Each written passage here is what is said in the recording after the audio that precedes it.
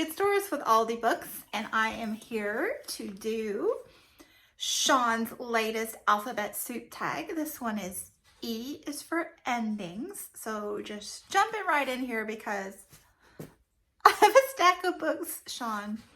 Number one, ending, obviously. A book with a great ending and one with an ending that sucks.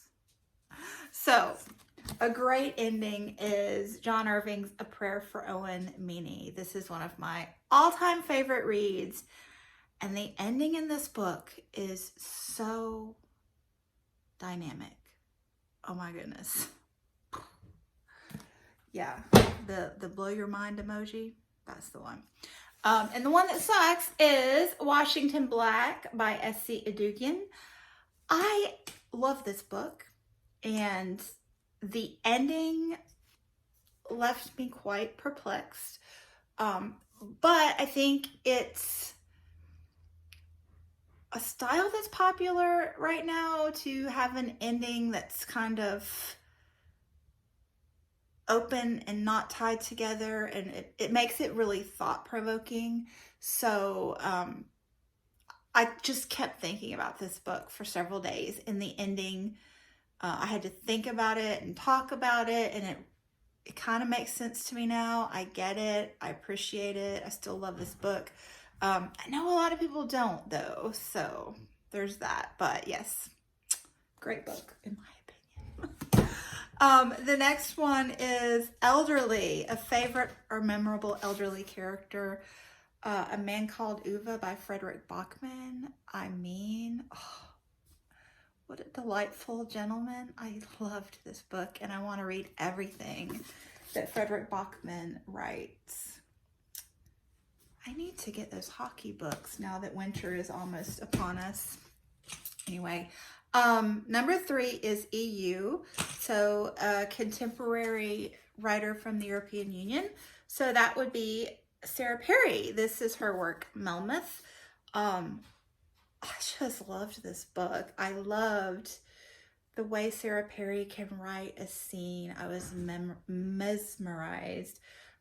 This book to me read as interconnected short stories, and I also loved what was the Essex Serpent as well, and look forward to more from Sarah Perry. But yeah, the style of her writing is just so gorgeous to me. Number 4, E. So a book whose author's first or last name, well, an author whose first or last name starts with E. So that's my new favorite, Eduardo Galeano. This is the first of his that I've read, Voices of Time, A Life in Stories. This is just, I'm calling it flash fiction and prose poetry. I don't know if that's accurate, but I just absolutely loved it. He covers every topic that you can possibly imagine. And I have 2 more books of his that I just ordered from Book Outlet, and they are actually nonfiction, same writing style. But I'm super excited to get to them for Nonfiction November. At least one of them, I think. The next one is Exploration. A new to you writer, genre, or theme that you'd like to explore. So I just grabbed Sarah Waters for that one. I still have not read any Sarah Waters, so I need to remedy that soon. I do. Number 6, Et tu, Brute, a book that centers around betrayal.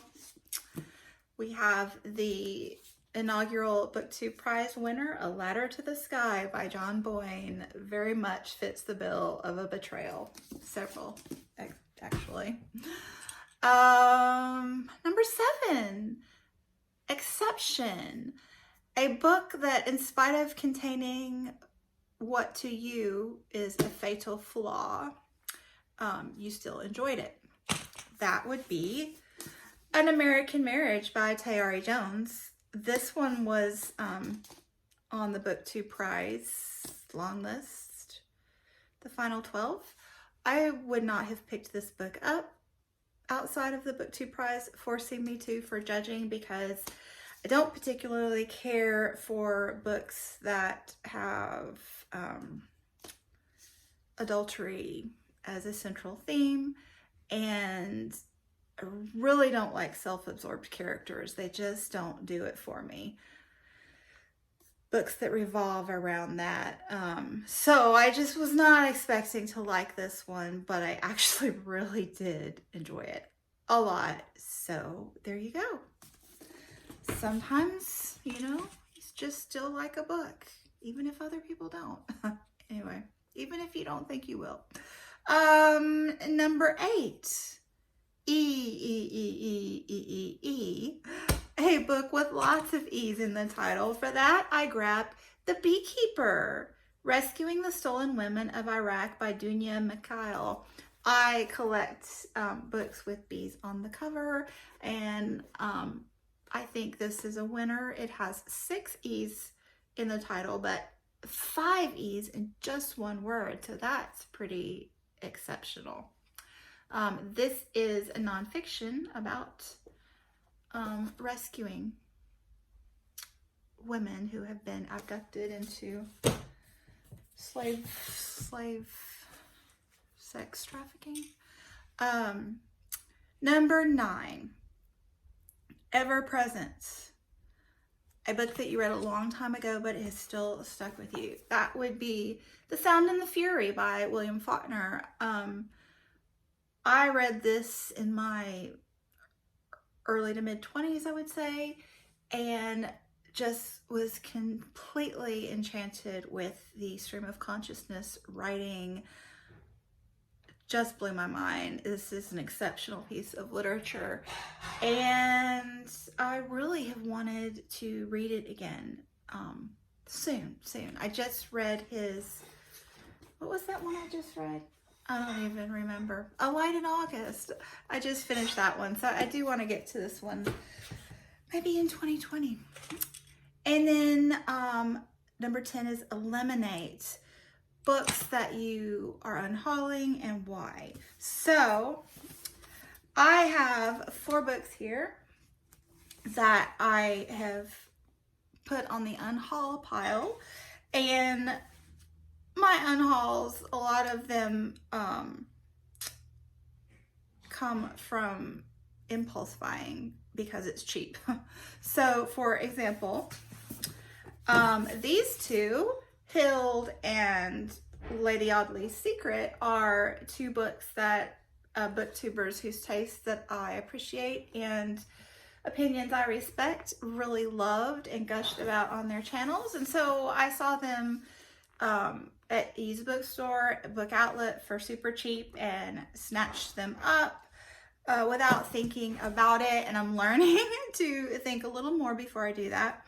For example, this one is more of those fatal flaws that I talked about earlier. There's adultery in it.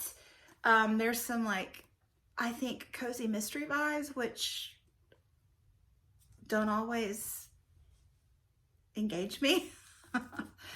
And this one has a lot of Victorian big R romance meeting all the dramatics, which really doesn't engage me. Like, I like Victorian literature, but the ones that have a lot of that, exaggerated emotions, and yeah, it's not my style. So I'm unhauling this. I'm not going to say I'm never going to read it.